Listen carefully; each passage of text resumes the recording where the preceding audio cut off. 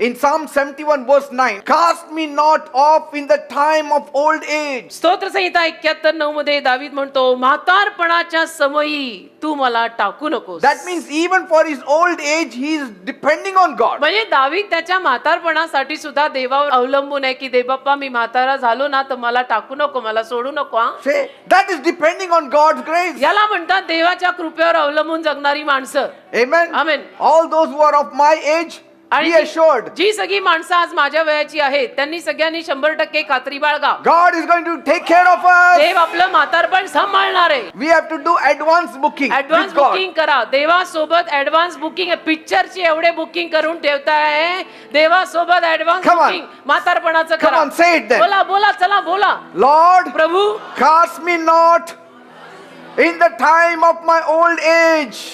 मला माझ्या म्हातारपणात टाकू नको.